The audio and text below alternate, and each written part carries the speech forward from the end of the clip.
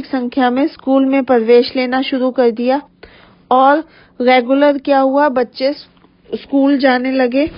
और फिर पहले क्या होता था कि बच्चे खाना खाने घर चले जाते थे और फिर वापस स्कूल लौटते ही नहीं थे।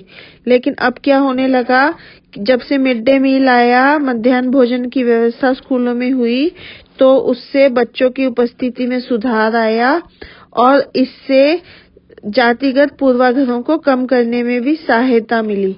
जातिगत पूर्वाग्रह का मतलब जो जाति में भेदभाव होता था उसको कम करने में भी सहायता मिली। देखो कैसे, एक तो सबने एक ही लाइन में लग के भोजन लिया। स्कूल में डिसिप्लिन होता है ना बेटा, सब एक ही लाइन में लगते हैं और भोजन लेते हैं, इसमें कोई छोटा नहीं होता, कोई बड़ा नहीं होता।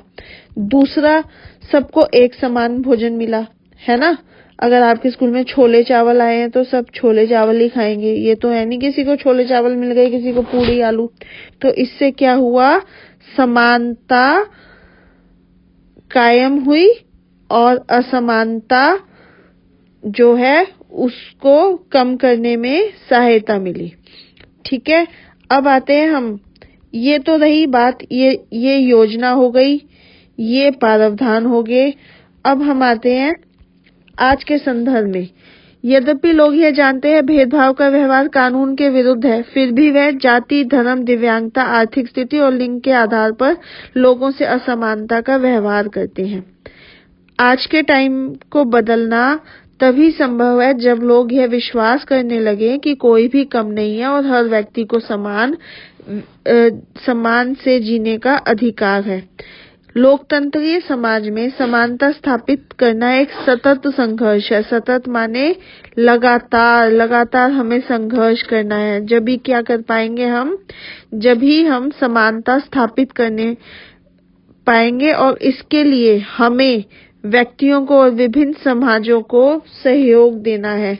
खासकर जो सक्षम समाज है, मतलब सक्षम लोग हैं समाज के, उनको क्या है, सहयोग देना है। किसमें, समानता स्थापित करने में।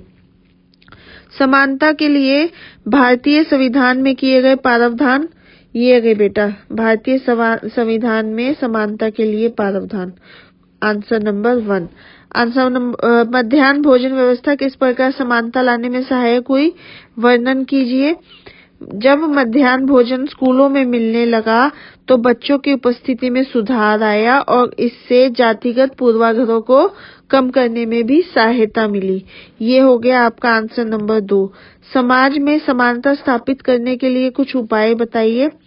यदि समाज में समानता स्थापित करनी है हमें, तो जाति, धर्म, दिव्यांगता, आर्थिक स्थिति और लिंग के आधार पर हो रहे भेदभावों को खत्म करना पड़ेगा। बेटा इसी के साथ आपकी ये वर्कशीट समाप्त होती है।